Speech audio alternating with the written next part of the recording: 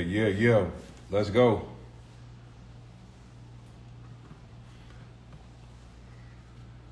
Finally, we got a goddamn response from motherfucking flipping MJ. Cesar Pina has finally responded. Let's talk about it. What's up? Oh yeah, finally, the shit that we've been waiting on. Flipping NJ, DJ Envy's right-hand man in business in real estate finally responds. Oh, he finally responds, and I want to break it down for you. We got some details and some shit tonight. Tonight is not going to be a regular IG live, because like when I do this regular IG live and I be fucking around with y'all don't really get the facts. You don't get to understand exactly what's going on. So tonight, I'm going to dive a little bit deeper, because a lot of people just think that TonyTheCloser is slandering. TonyTheCloser is just hating. So what I'm going to do right now is I'm going to give you guys the real, the raw. I got all the documents, I got all the receipts, millions of dollars missing, phone calls being ignored, text messages being ignored. Investors are going crazy. Yeah, they going crazy. What's up, y'all? Hey, real quick, man. They put out a post today. Flipping NJ finally responds, so let's break it down. Let's go. All right. Make sure you guys can see this and tune in. This is the post put up from Flipping NJ. Okay, let's break it down. All right.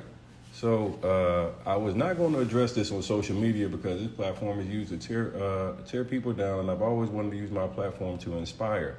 However, the fact that I'm being dragged on lives and posts doesn't bother me at all. Excuse me, because I know who I am and who I'm not. The thing that bothers me is my wife, my mother, and my child is being verbally attacked. Who attacked this nigga mom and child? Did I attack that nigga child? The bigger issues here is my partner and friend, DJ Envy, is being brought into something he has nothing to do with. He was never given any money to do any real estate deals with me, nor has he been a party to any deals, negotiations, nor partnerships that I have had with the investors that have invested real estate with me. Him, his family, nor his reputation should be pulled into the dealings he was never involved in. All right. What's the next page? What's the next page of this thing? It was a slideshow. Where's the other ones? How do we get that other page up? Let's see here. 1 second. Let me make sure we can go through the full slideshow here. Give me the one. It's only giving me the one. All right. Fuck that. It's not showing me the next page for some reason. But I'll read it off. I have the next page on my phone. I'll go to it. Let's go to Cesar's page. Flipping NJ. All right. All right. So page 2 says, when you have people that are clout chasing and using other people's name and misfortune to draw people to their platform to sell course and grow their own following, you have to question their motives. If you are truly a pillar in the community and doing such good and wanting to help people on a mass scale, why tear people down? Especially when these are the same people you have had their phone numbers. Social media is a way to create scandal and division. It is not solution-based. I am solution-based individual. I have principles and integrity.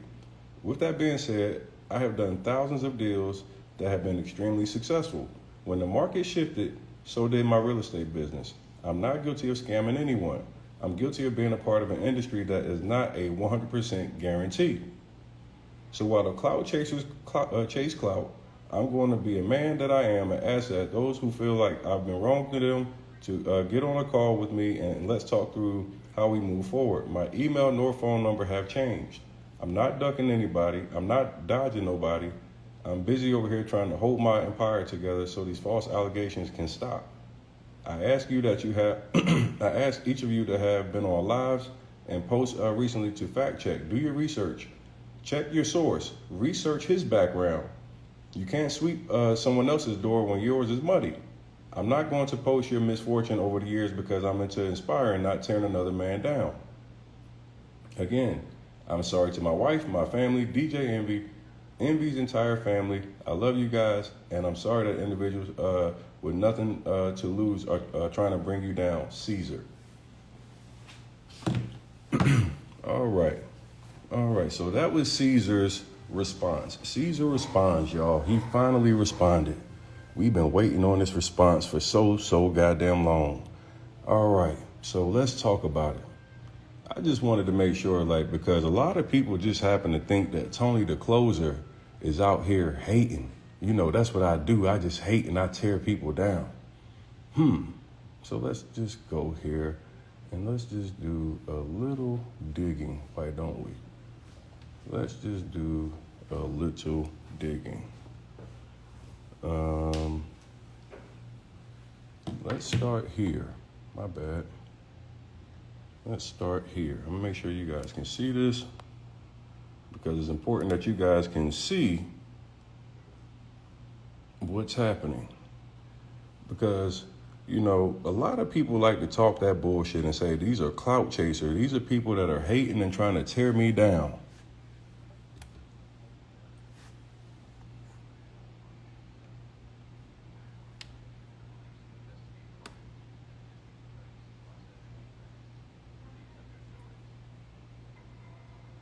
They ain't know that they fucked around and put Blacklock on the case.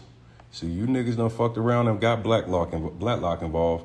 And when Blacklock gets involved, shit gets a little real. Yeah, buddy, when Blacklock gets involved, shit gets a little real. Yeah, nigga, all y'all motherfuckers want to call me a hater and a clout chaser and said, I can't sweep the motherfucker. Nigga, I'm going to sweep your porch. I'm going to sweep your couch. I'm going to vacuum that motherfucker, and I'm going to put your ass on the goddamn dryer when we get done. Because you was finished, my nigga. Yeah, we got all that shit on you now. See, these niggas like to talk and play victim the minute that goddamn the truth comes to the air. All of a sudden, all these niggas come to the motherfucker. When the truth comes to the light, all these niggas always go into victim. And these niggas turn victim, and then they find God. That's the thing that I always find out about all the scammers, yo. They turn into victims, and then they find God. But one thing about it, boy, Blacklock is on the case, and when Blacklock get on this shit, boy, you know I'm giving you the real, okay? We gonna sweep this motherfucker up today. If you niggas can find me scamming somebody, please goddamn expose me. I've been waiting on you niggas to expose me for fucking 6 years straight. You niggas been exposing me for 6 years straight, and I ain't found a nigga yet. I ain't found it yet. So until then, Blacklock is still on the fucking case. Now let's get to the details. Because right now, we about to do something that I really want to do. When niggas want to play with me, we going to do like this. Yeah, what's up, nigga? No, you ain't talking about me, dog. You been on my dick, nigga. You love my style, nigga. Yeah, boy, I'm about to ether me some niggas tonight. We got Blacklock on this motherfucker, boy. Yeah, y'all ain't know we's going to get this shit, nigga. Ooh, they done motherfucking fucked around. Yeah, tag Envy, tag motherfucking Ricky Rose, tag Charlemagne the God, Angela Yee, because we need to understand what the fuck is going on right now. Oh, man, we about to put that goddamn. Yeah, nigga, let's go. All right, so let's get into it, y'all. Let's get into the details of this case right here. This case right here is a good and juicy motherfucking case right here. So I actually had the pleasure of speaking to this young lady briefly today, Amy Flips. And Amy Flips happens to be a victim of what has been Cesar Pina and Jennifer Pina's real estate scam, guys. Cesar and Jennifer, who are listed on this, are a part of a major multi-million-dollar Ponzi that's taking place right now. And I'm going to show y'all all the extrinsic details so you know that it's not clout chasing and that is real. And God damn it, this shit so fresh. I'm talking about Amy hit me up and was like, you right on point, Tony. You dead on point, Tony. She wanted me to fucking know what's up. Oh my goodness. But I want y'all to take a look in this first one right here. The plaintiff, Amy Flips. Amy Flips. Buying through its attorneys, the law offices of Kravis and Associates. and for complaining against the defendants from Start to Flip LLC, Cesar Pina, Jennifer Pina, collectively referred to as the defendants, does hereby allege upon knowledge to itself and information is believed that as the defendants follows. Here's the introduction, guys. This action arises from the defendant, which is the company from Start to Flipping LLC, breach of its agreement entered in between the parties and its failure to pay the sums that are rightfully owed to Amy Flips LLC. Furthermore, the defendants, Pina, engaged in an elaborate scheme to defraud plaintiff, which scheme involved unlawful conduct resulting in the plaintiff suffering an ascertainable loss and no less than $500,000. These niggas called me a hater, y'all. They called me a clout chaser, y'all. Man, you fat fuck. What is it the motherfucking clout chase about you? Nigga, big pun, how can I clout chase you, my nigga? You don't even talk. This nigga look walking weird like the penguin ass nigga don't even talk. And I'm clout chasing you, my nigga? Oh my God, damn, what the fuck is going on in here? Man, in addition, the defendants, Cesar and Pina, are in breach of personal guarantees that executed guaranteeing the obligations of the defendant from Start to Flipping LLC, as they have failed to pay the sums due to the plaintiff, Amy Flips LLC, despite the fact that the funds remain due and owing. Number 3, defendant's unlawful conduct, fraudulent scheme, and failure to remit payment to the plaintiff pursuant to terms of the parties' agreement under the circumstances set forth in the details below, violates multiple sections of New Jersey Consumer Fraud Act, which specifically enacted to protect consumers from unconscionable conduct of purported professionals such as defendants in this matter. Furthermore, defendants' fraudulent and unlawful conduct, as set forth at length below, was in breach of the agreements entered into by the parties, breached the implied covenant of good and faith and fair dealing, and resulted in significant damages to the plaintiff and all the benefit of the defendants. Plaintiff prays that the defendants be held accountable for their fraudulent and unconscionable conduct, and the court hold the defendants accountable for its unjust enrichment as a result of unlawful business practices. Oh my God. Oh my God. Oh man. Man, oh man. See, they said I was just clout chasing, y'all. Listen, this motherfucker is, let me just show y'all. This shit is 30 plus pages long. I mean, it is 30 plus pages long. 30 plus pages long, okay? But I'm gonna just skip through this because I want you guys to see some things that just are extremely relevant, because I hate when niggas call me a goddamn clout chaser. I hate when niggas say I'm a hater. I hate when they say I'm trying to tear a black man down. So what the fuck do you call a person that steals $500,000 from somebody? I just want y'all to tell me in the comments, what do you call a person that steals $500,000 in cash from somebody? What do you call a person that steals $500,000 cash from somebody? Nigga said he not clout chasing, but he tagged Ross in every post. Nigga, nah, I ain't clout chasing at all. Let me tell you something, you bitch ass niggas that's talking about I'm clout chasing off Ross. That nigga Ross came in my DM and said, hey bro, do me a favor and tag me in all them posts, and I got you. I'm gonna post all them bitches, nigga. See, all you bitch ass niggas want to run your motherfucking mouth. I ain't never clout chased off a nigga in my life, nigga. I am that nigga and always been that nigga. You bitch ass niggas. My motherfucking Rolodex, my motherfucking cell phone full of motherfucking bosses, nigga. And you don't never see me clout chase off a single nigga. Rose said shit, nigga. He slid in my DM, followed me, said, yo, bro, hey, everything that you post, nigga, tag me so I can motherfucking post that shit too. Oh,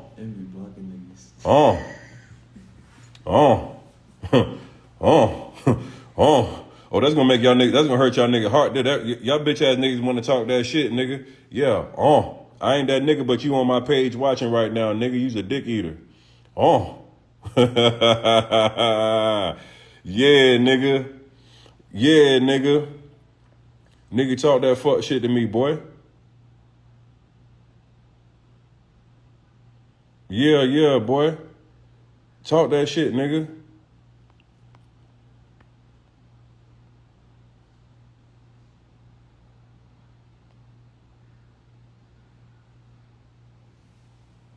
Oh, I know y'all niggas get mad. Let me hurt your feelings real quick.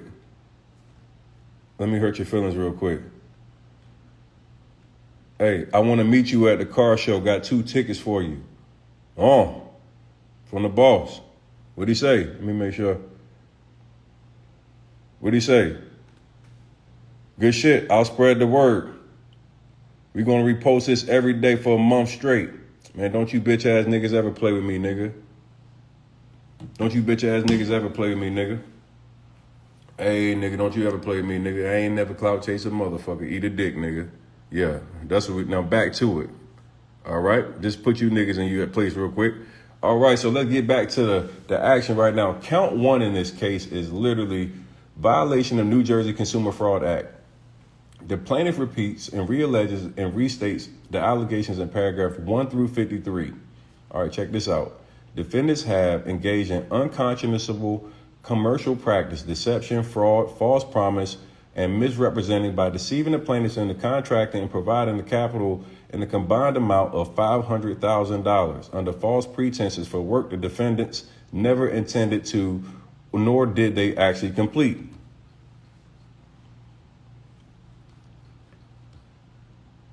Defendants knowingly concealed, suppressed, and omitted material facts to the detriment of the plaintiff in order to induce the plaintiff into executing a joint venture agreement, which included plaintiff tendering the sum of $500,000, which was required to proceed.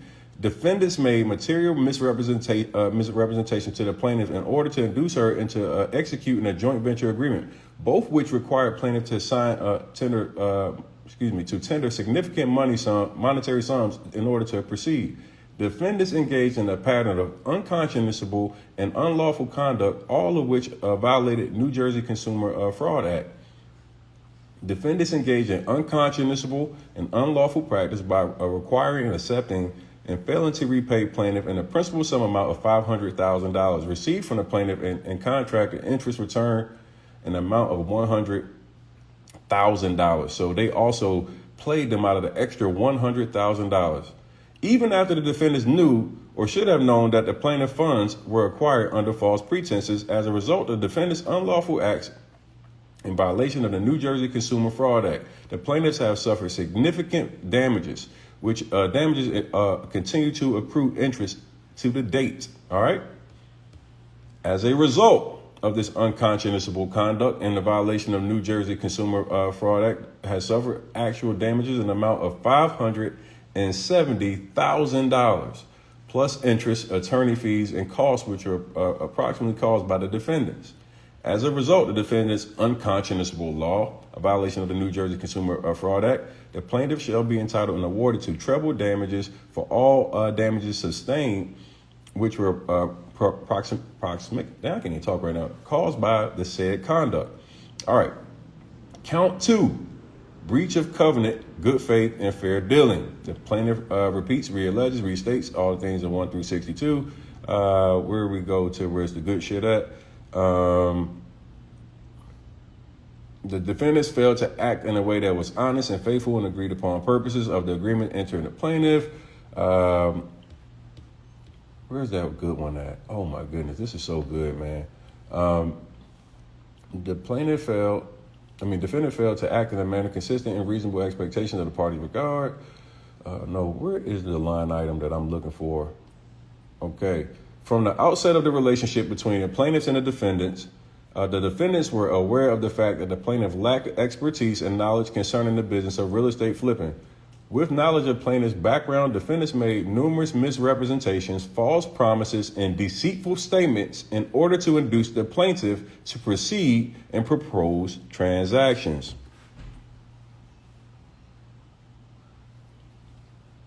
It's Saturday night and you in my live, so who you more worried about, me or your weird ass life? See, my life is good because I got motherfucking 730 niggas watching me, and your weird ass is one of them. Shut up and enjoy the show, or go play with your dick, nigga. But get out of my life with the bullshit. As a further act of bad faith, once the payments to the plaintiff became due, defendants made numerous false representations concerning the status of the project and when the plaintiff will receive the full payment pursuant to the agreement in order to convince the plaintiff not to exercise her rights to collect said funds. Furthermore, in response to the plaintiff's multiple attempts to confirm when the payment will be made and pursuant to the agreement, defendants promised to provide documents and evidence, and payment will be further forthcoming in the near future, but said documents had to be produced to the date. And final and bad faith attempt to avoid making a required payment, defendants attempted to convince the plaintiff to reinvest the funds in the defendant's alleged additional future projects. Oh man. So instead of goddamn, what they try to do is the quick draw shit, y'all. They tried to get this motherfucking lady after her money was due. They owe her $500,000. They like, nah, don't pull out the $500,000 that we owe you. Let me put that $500,000 into another project. Let me put that $500,000 into another project. That's what I was talking about, man. Listen, they ain't got the money to give back. So they trying to play the whole flip the script game. Oh no, man, give the lady her money back, man. What's going on, man? How y'all niggas try to play with the money, but you telling me I'm a clout chaser, man? I'm just goddamn trying to bash you niggas and slander and everything else. But Amy says otherwise.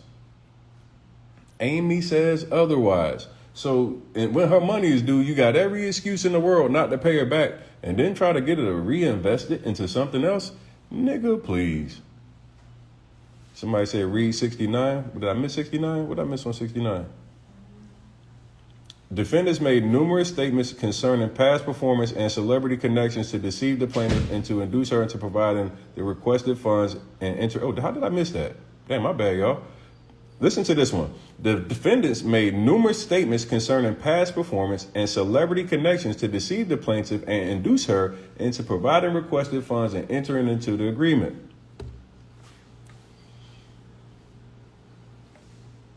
I wonder who the celebrities are.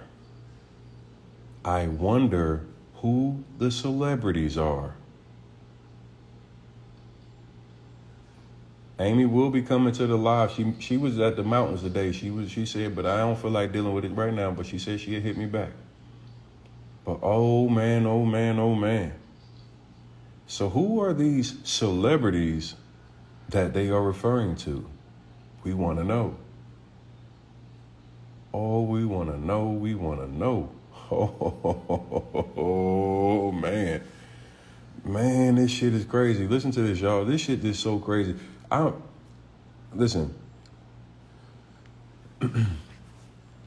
Hold on.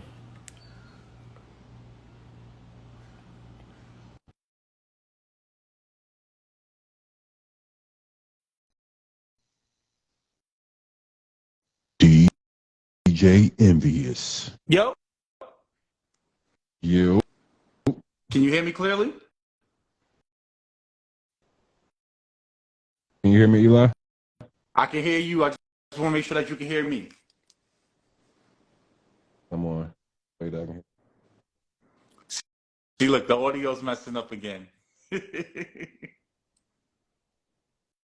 can hear me, but I can't hear. Go ahead, Eli. Say what you said. Let me see if I can just switch. Now, what I was saying to you is that to read line 69, because on line 69, it talks about the fact that basically Cesar would reference his relationships and previous good business dealings with other celebrities. Also, too, if you actually start from page number 4 and you look at 16, it highlights the nature of the dealings where the lady, Amy, was going to invest $500,000 into the 2 properties. And later on, as you start to read that, we'll get to that in a second, I just kind of want to summarize things for everyone. What the lady's alleging in this case here is that when she was asking for material information, details, documentation in regards to the properties that was acquired, she later found out that those properties that they were supposed to be rehabbing and fixing were properties that Cesar and the wife already owned. So we have to kind of understand what's going on here, because I think a lot of people are trying to figure out, well, where's the fraud at? Well, where's the deceptive business practices at? If right now you're saying to me, give me money Already to on. acquire property.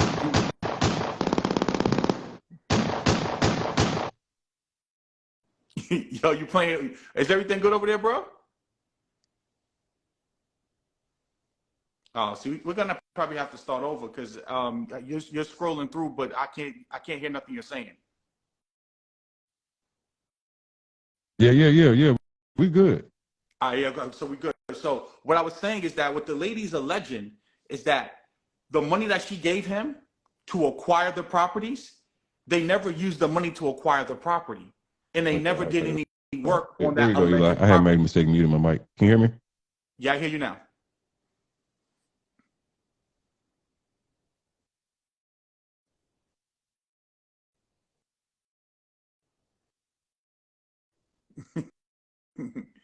I think I messed it up over We again. back. We back now?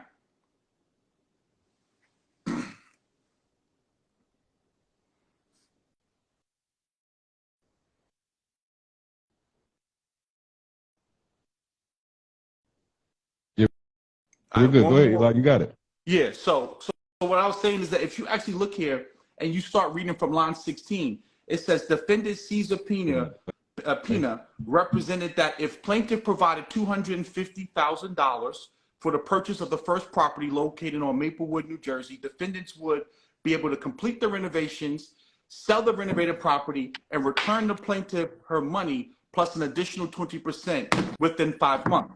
Furthermore, in an attempt to convince the plaintiff that there was no risk associated with her extending the capital, defendant Cesar Pina and Jennifer Pina offered to personally guarantee to return the plaintiff's capital plus the 20%. So here's what they're saying. They have 2 real estate projects for this lady to invest in. Each one is $250,000. They believe so much in their ability to acquire the property, renovate the property, and sell the property that even if they can't do that, they will give her back her money within the 5 months plus 20% of the capital.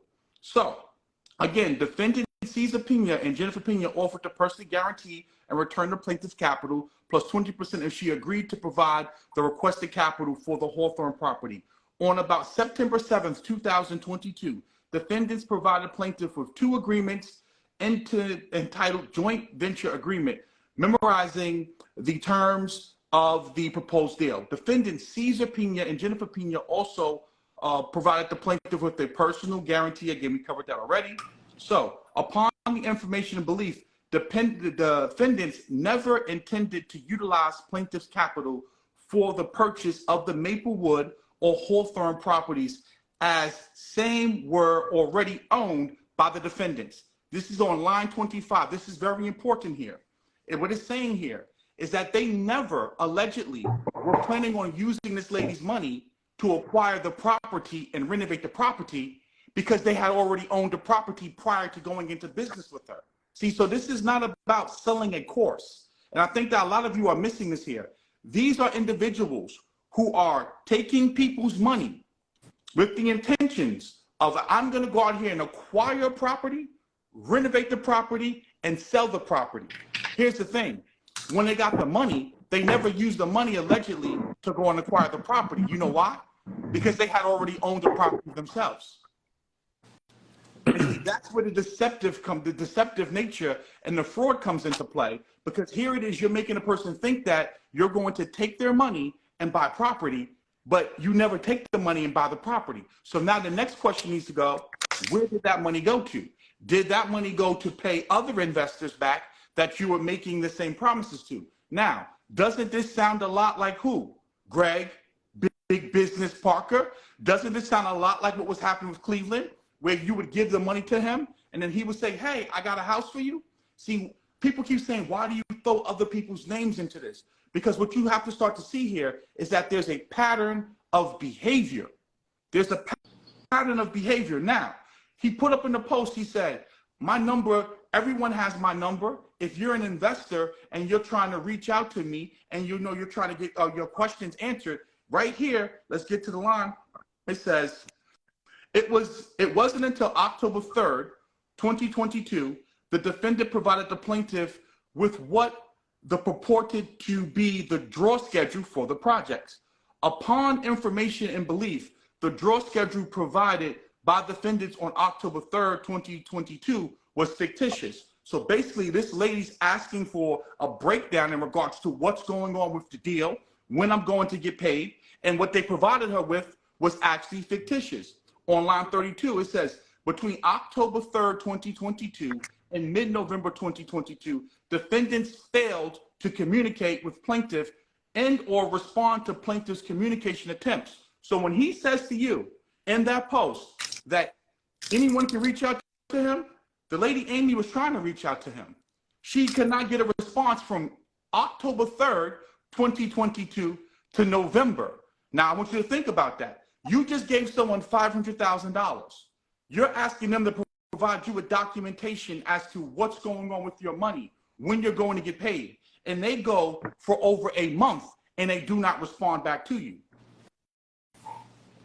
What does that sound like to you, Tony?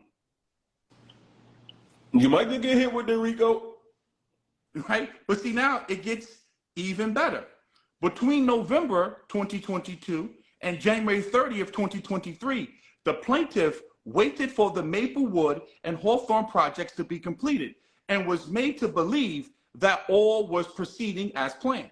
On January 30th, 2023, plaintiff contacted defendants to inquire as to what information was required in order for defendants to send the capital and 20% return to plaintiff, as same was becoming due on February 9th, 2023. So they go into an agreement in September. She's supposed to now get paid out on February 9th. She's asking, okay, what information do I need to give you to get my money back now and also get back the 20% promised?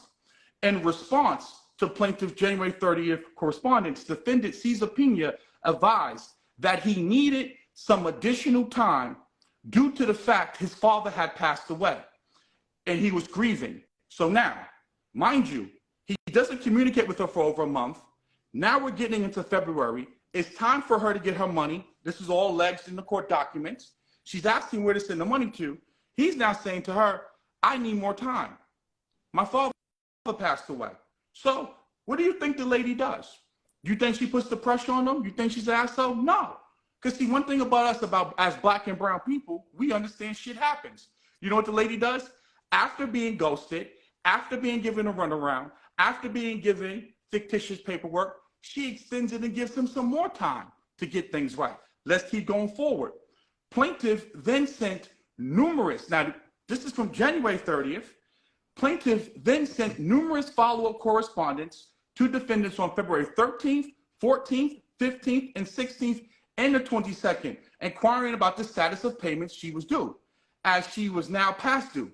Despite failing to provide any information in response to the plaintiff's numerous correspondence, on around March 1st, defendant sent the sum of $30,000 to this lady in an attempt to appease her. Now, he owes her $500,000 plus 20%. So that's in total $600,000 he owes her. After ignoring her, giving him time, he only sends her $30,000 on March 1st.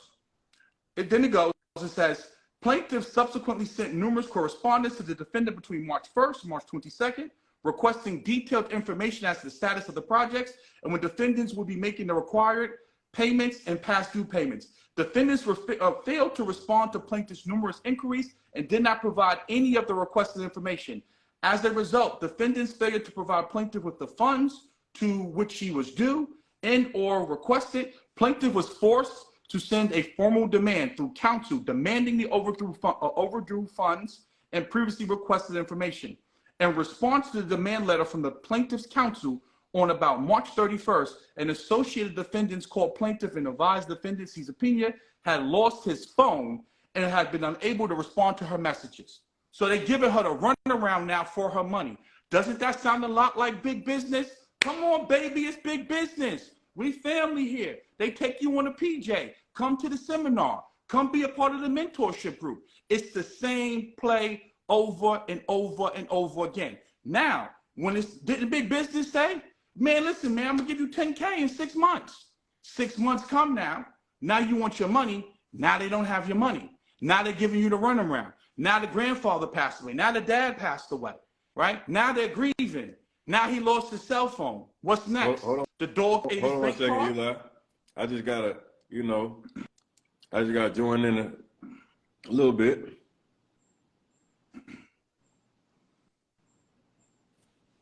Bottom down. At the Jacob Javits Center. We're doing a real estate seminar. I'm talking everything real estate from Airbnb to wholesale to flipping. Not only that, you can partner with us on some deals. Make some money with us. Your partner. And we'll see. Not only that, you can partner with us on some deals. Make some money with us. Your partner. And we'll see you July. Airbnb to wholesale to flipping. Not only that, you can partner with us on some deals. Make some money with us. Your partner. And be a wholesale to flipping. Not only that, you can partner with us on some deals. Make some money with us. Your partner. Not only that, you can partner with us on some deals. Make some money with us. Your partner. And we'll see you July. Now, goddamn it, Envy. Now, who the fuck is us, Envy? Because I thought you don't do no partnering and no mentorships and no business with nobody, Envy. Who the fuck is us? Envy, who the fuck is us? Because Cesar ain't said a motherfucking word. He never talked. I never heard said a speak. motherfucking word. See, this is. I'm just going to tell y'all what's happening right here because we see, and Eli, we can bounce back to the court, that Amy's case in a second. But let me tell you what happens, and I want y'all to just understand this real quickly. So I want you to think about it from Envy's financial status. Now imagine you being Envy, where you got all the celebrity status, and you got a play that you're gonna make with your homeboy that just got out of the feds. The whole idea is, hey nigga, if anything ever go bad, everything in your name, you got to take the fall. It's like riding in the car with a nigga. And you know, nigga, he got felonies, and you clean. You might have to take the F for him because he already riding dirty. You might, if you ride with a superstar. Hey, look, the superstar can't take the L. He the money. He the money. He's the money. I want you to understand something. None of these people knew who Cesar was. Nobody. Nobody knew who Cesar was. You hear DJ Envy in every single video doing all the talking. See, when they talk about slander, defamation, you would have to be telling a lie. What we're doing here is we're giving you straight shit that you can see with your own 2 eyes. DJ Envy said, I never did business with him. I never did this. We don't do business. But on here, he's saying, come partner with us. I just want to make sure we all can fucking hear what's actually happening, because what they're saying is a little bit different than what we're looking at. Also, too, I want to take it a step further. Let's kind of back this up. This is not the first time that someone has leveraged the Breakfast Club and DJ Envy, and then later he found out that the person wasn't who they said they were, wasn't doing good business like they claimed they were, and was perpetrating and frauding, and all he did was take down the video. You know who that person was? Scam Master J. DJ Envy, I'm about to play the audio for you, where he talks about the fact that he knew Jay wasn't a successful real estate mogul. Everything real estate from Airbnb to wholesale to flipping. Not only that, you can partner with us on some deals. Make some money with us. Your partner. And we'll see you July 30th. Airbnb to wholesale to flipping. Not only that, you can partner with us. Look at him just looking weird up there. He's not even talking. He's just looking weird with that big ass shirt on. Nigga, these niggas was taking $500,000 from people. Nigga ain't got no goddamn fitted clothes and no fly shit. Nigga, how the fuck you take all this motherfucking money from these people, nigga? You ain't got a goddamn fly nothing on or nothing. Can I get a lighter? Cut? I need a lighter real quick. Man, I'm just trying to figure this shit out because I want to fucking know. Well, nigga, what the fuck was these niggas? Envy was taking all the money. He had to be. Allegedly. Allegedly. We're going to allege that Envy had to be taking all the money. He had to be getting a bigger share because, man, where does this nigga fly shit at? This nigga ain't got on no diamonds. He ain't got on no goddamn jewelry. Nigga t-shirt, nigga ain't paid his motherfucking houses. They got about 20 of them motherfuckers up for foreclosure. What the fuck? What was this nigga doing with the money? Like real talk, hold on real quick. But I just want to show y'all this shit real quick, man, because I be looking at shit. Hey, when I say this shit, I don't be talking no cap. Like, look at this shit, man. These niggas got so many houses up for foreclosure. This shit crazy. Hey, I know. Hey, y'all, this is what we gonna do tomorrow. We gonna call Colony America Finance. I know they mad as a motherfucker. Look at this shit right here, Eli. You see this shit? I've already looked through that. Like I said, I already have the court documents and everything right here. You know me, Officer E's been on it. Listen, man, I bet you Colony fucking American Finance, them niggas is mad as shit. What the, like, look at this, y'all. All these properties are up for foreclosure. God damn. But again, like I was saying before, you can't take DJ Envy's word for it anymore and give him the benefit of the doubt when he says, "Oh, I didn't know what Cesar was doing. I had no idea that he was taking people's money." Well, you had an idea about Jay. You knew about Jay for over 8 years, and you said it out of your own mouth. See, one thing about me, I don't slander. I listen very, very well. You said that Jay was using some of Cesar's properties to try to front like he had property. So here it is, you allowed Jay to come on the Breakfast Club. You allowed him to position himself like he was a real estate mogul, like he was a real estate expert, like he was rich in real life, but you knew he wasn't. And you know what you did? Instead of you alerting the public, you stayed quiet for over 8 years. You stayed quiet for over 8 years. All you did was take down the video. Yeah, I want my students, we need to wholesale all them motherfuckers. We need some money, so it'd be good to be able to hit them up right now and be able to get a couple deals off his table, because goddamn, he got them people stressing. I know it's crazy, but listen to this, man. The reality is that what y'all really don't understand, Eli. I'm about to I gotta take a quick call, so I'm gonna let you kind of run your thing for a second. Yeah. But I want y'all to understand something. These people keep using the fact that they have big platforms to try to knock people by saying that we're clout chasing. And that's absolute bullshit. Just because you have a big platform doesn't mean somebody's clout chasing. Nigga, if you are scamming, you're scamming. If you're defrauding people, you're defrauding people. See, the problem with a lot of this shit is that people with a big brand have an audience of people that want to believe anything. So when you say something against those people, we now become the haters. We become the people that's trying to tear down the community. We're the ones that are that bad for the culture, but not the person that just took a lady for $500,000. Not the person that the lady has to now go sue and spend more money to be able to get her fucking money back.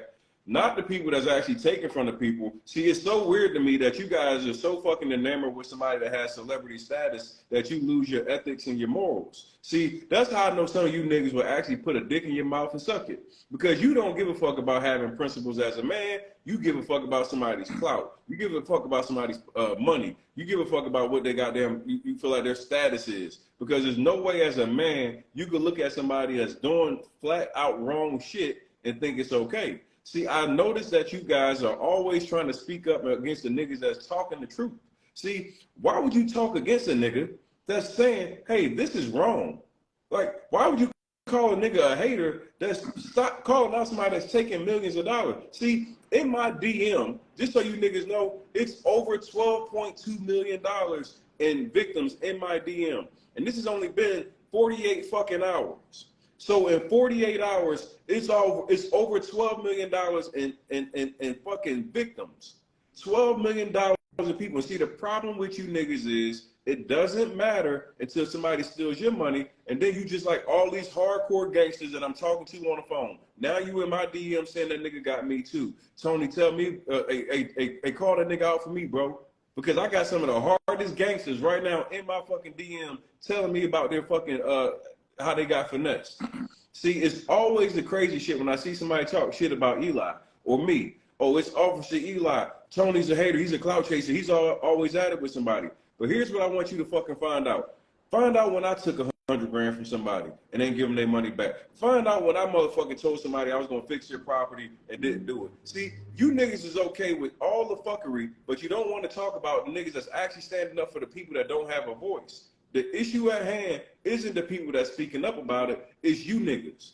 It's you niggas that motherfucking got an issue with people that are shedding light on people that are being predatory to your own people. I got an issue with you niggas when you niggas say, Oh, why you ain't calling out no white boys? Nigga, fuck them white boys. The white boys you go into a white person's class, they don't hardly have no niggas no more because all the niggas want to do business with black people. So my whole program, I got just a little bit of white people. It's all us. So I understand like what it's like when somebody's making 47 to 50,000 a year and they're banking on investing with you and that being the situation that can help them improve their knowledge base to change their life. A lot of y'all have fucked up the game thinking that selling a course is a scam. See, the issue isn't about selling a course as a scam. It's about people that are selling bullshit as a scam. It's not about the people that have proof of concept and a real program that's structured, that can actually get you the knowledge base and the information so you can go out there and execute on whatever you were trying to acquire as far as knowledge. Now, there's a difference when people are selling you shit that's regurgitated, they pulled it, and they can't actually get the results of the shit that you actually say that you're trying to invest into. That's the difference. Y'all really get this whole internet shit all the way twisted. Everybody that sells a course is not a scammer. Like, y'all niggas is the weirdest, most retarded niggas I've ever seen in my life. It's the scammer that's the issue, not the motherfucking person that has a legitimate program. And this is exactly why I speak up against these niggas, because I start taking me and guys like Eli start having people look at the whole course and education platform like everybody's like them niggas, and that's not the case. See, I got over 50,000+ students, less than 300 plus disputes. Over six years of work. I got a body of work. See, a lot of y'all go watch a motherfucker that just popped up yesterday. You would spend your money with them, and then you want to figure out and yell like it's a scam. Where there's a lot of people that already got proof of concept, got plenty of testimonies, got plenty of things going on.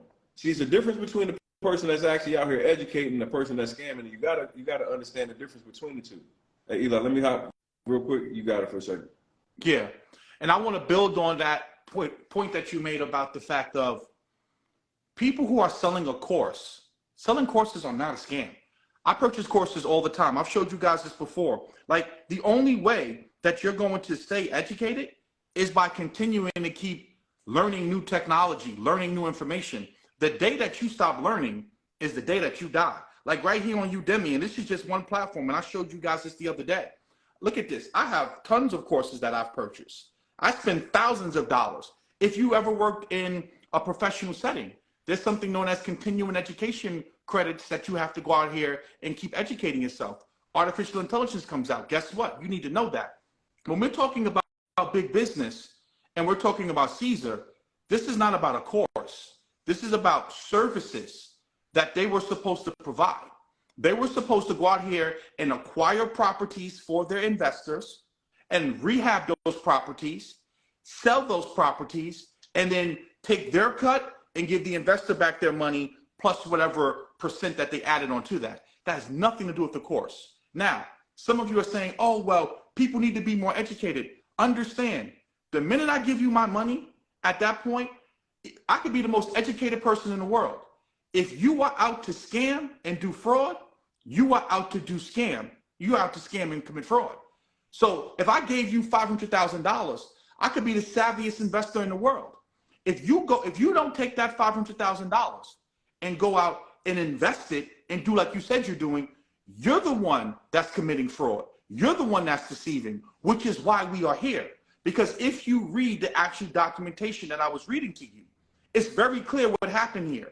They went to the lady. They said they had 2 properties allegedly that they were looking to go out here and acquire with her capital. They were going to acquire the properties. They were then going to renovate the properties and give her the cut. Now, if you actually go to line 45, this is very, very important.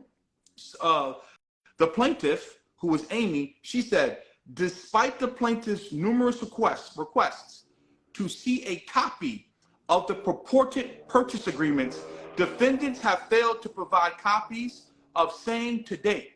This is very important.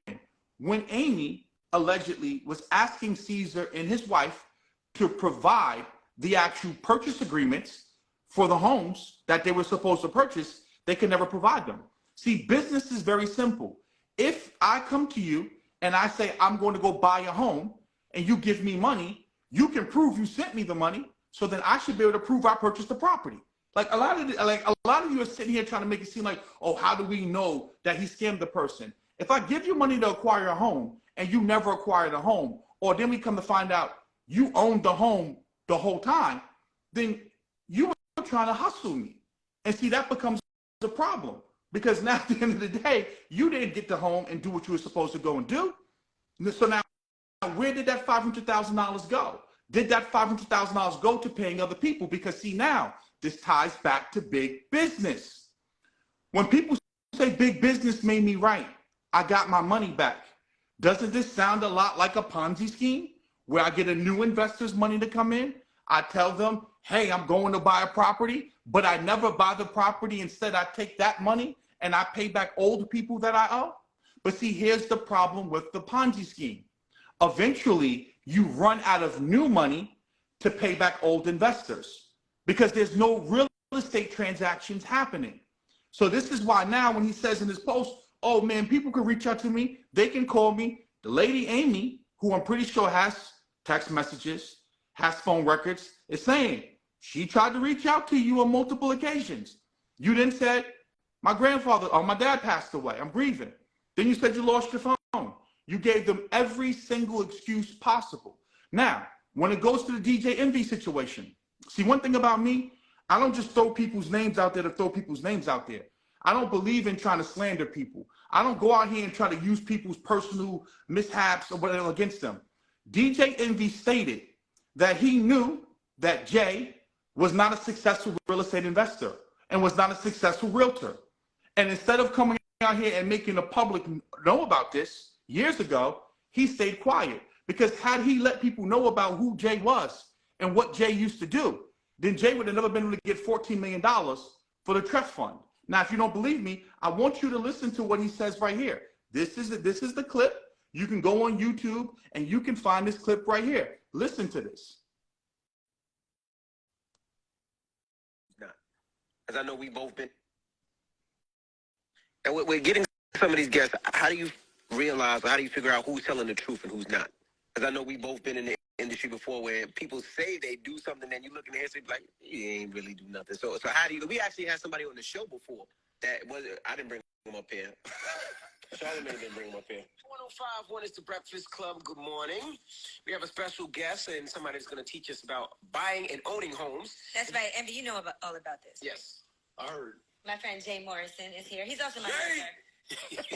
You might as well say the person's name. No, I You ain't gonna gonna do that? do You gonna do that. that? But they didn't know what they were talking about. Had no clue, no idea. They even called my partner and asked him to borrow some of his homes to act like they his. But that's another situation. Oh, I thought you were talking about some. So he's acknowledging right here that he knows Jay Morrison's a fraud. He's acknowledging that he knew Jay Morrison didn't know about real estate.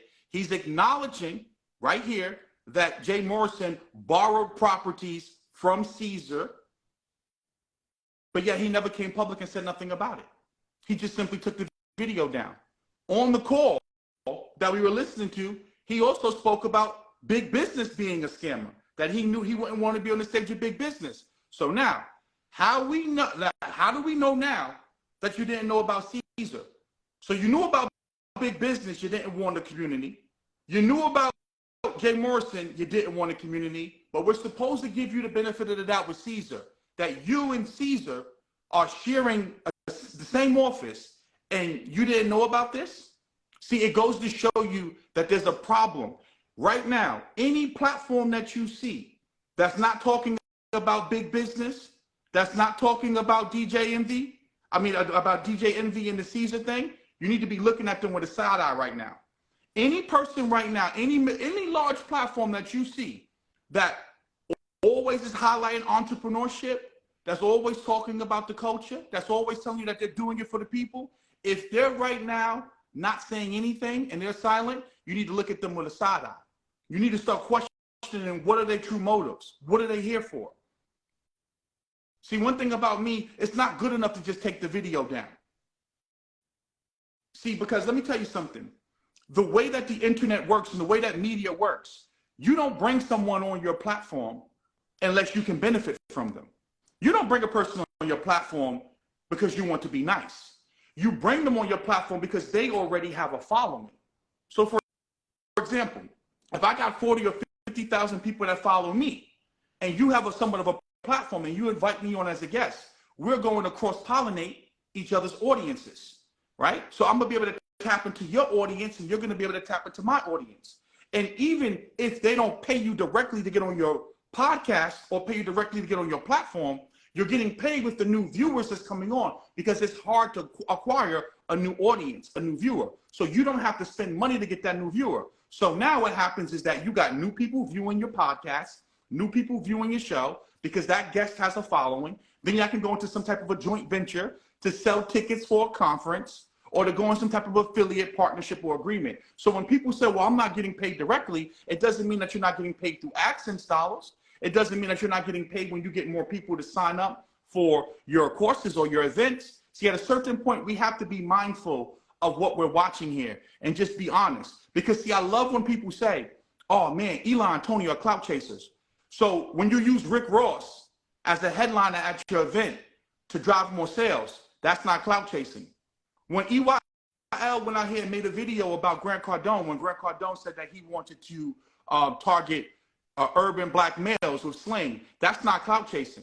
But now here we have victims, people being victimized, and no one has nothing to say. But everyone has something to say about Grant Cardone when he wanted to use the N-word. Everyone has something to say about that. Everyone had an opinion. But now we have text messages, we have court documents, we have settlements. No one has nothing to say, right? See, at a certain point, you just have to be real about it. And people sit up here and say, oh man, you trying to attack. I'm not trying to attack people. If you took the video down, that means you took the video down because you knew something. Because if you go to EYL right now, you look for the Jay Morrison video, you can't find it. If you go to EYL right now, you look for the Greg Parker video, you can't find it, the interview that they did with him. So now the question is, why did they take down the interview, right? Because if you took down the interview because you heard something, because there's no way that people are coming to me and coming to Tony and they're not coming to those other platforms and asking questions and sending you the same receipts. So now the question is, what do you owe it to your audience? Do you owe your audience anything? Because you sure spoke about Grant Cardone, so why won't you speak about big business? Or do you only speak about things when a white person does it? See, these are questions that you just have to ask yourself. And these are just basic common sense things. Because you can't sit up here and say you're for the culture, and then now, when something's happening to the culture and a person's preying on the culture, you don't use that same voice and that same platform to speak about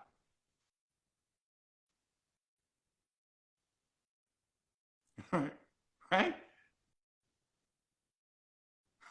See, I got a certain point. This is not about hating. What this is saying is that many of you brothers, Wallow and Gilly, you built an amazing podcast. EYL, you built an amazing podcast. But also part of protecting that integrity that you have is that when you are aware of something and you learn something, you make the public known. Because just like Tony said, Wallow said to him, man, I know big business ain't shit, man. He be scamming a lot of motherfuckers. But then now you can go and find him doing drops for people and saying, yeah, man, big business, man, he doing his thing in real estate. Which one is it? Which one is it? Because we know now that on multiple occasions, these platforms, when they get called out or they find out something, they just take the video down. Hey man, one thing about it for sure, the heat is on.